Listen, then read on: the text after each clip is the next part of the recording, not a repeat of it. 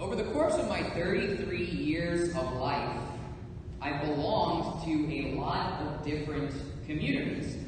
I was born into the community of my family, belonged to the communities of St. Genevieve's School, of Turlings, of college in New Jersey. When I became a seminarian, belonged to the community of seminarians, Seminary College in Covington in D.C., at priestly ordination, becoming a member of the community of priests of the Diocese of Lafayette, my first assignment in Eunice, and my second assignment here at St. Leo's.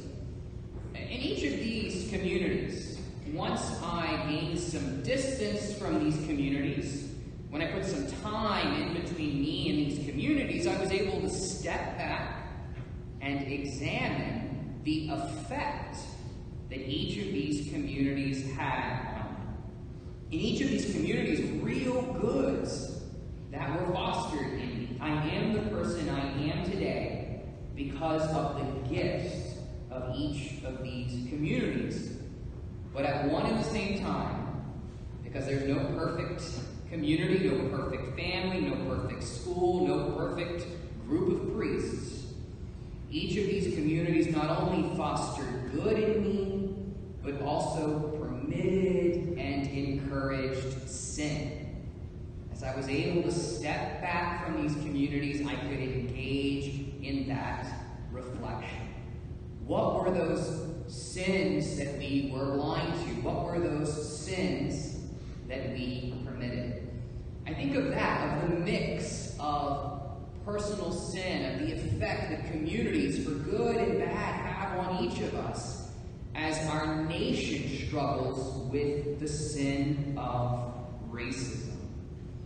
My competence as your priest, my competence as your pastor, is not in public policy or legislation, but in the gospel, in the truths that the church offers us. And the church offers us some truths about sin and its effects that I think are particularly appropriate for our national moment.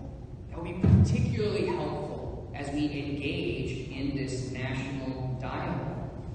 So this morning I'd like to look at that.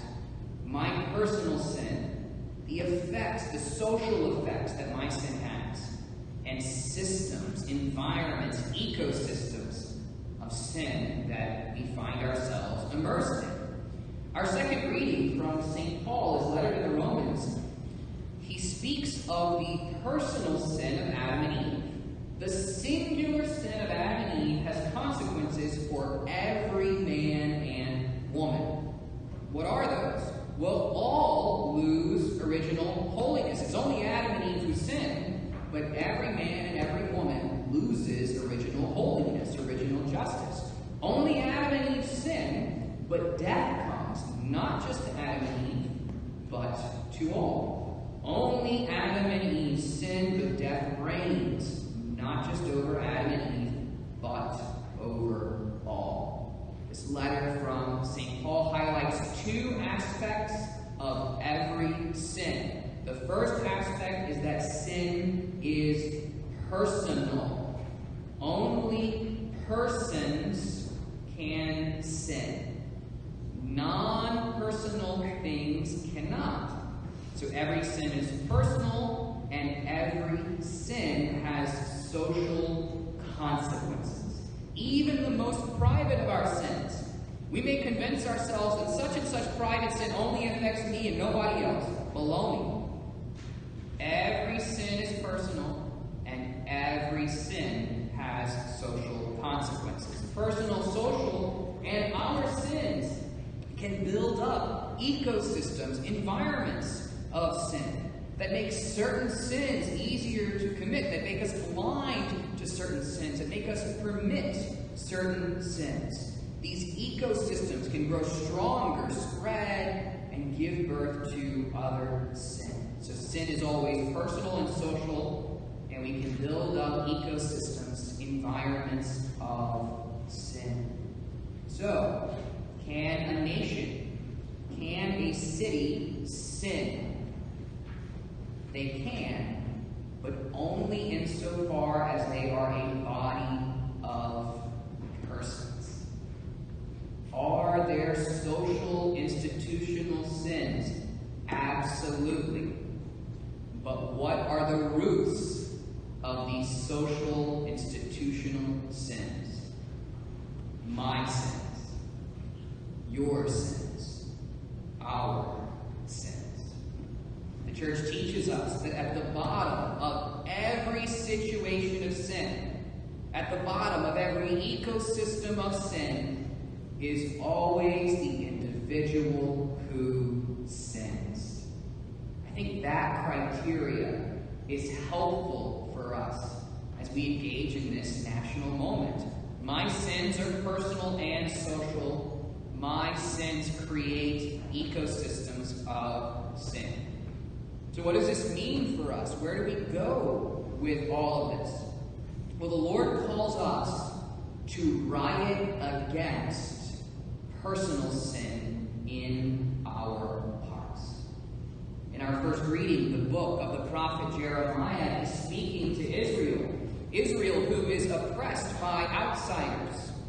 And Israel seeks first and foremost a political solution to this invasion from Assyria.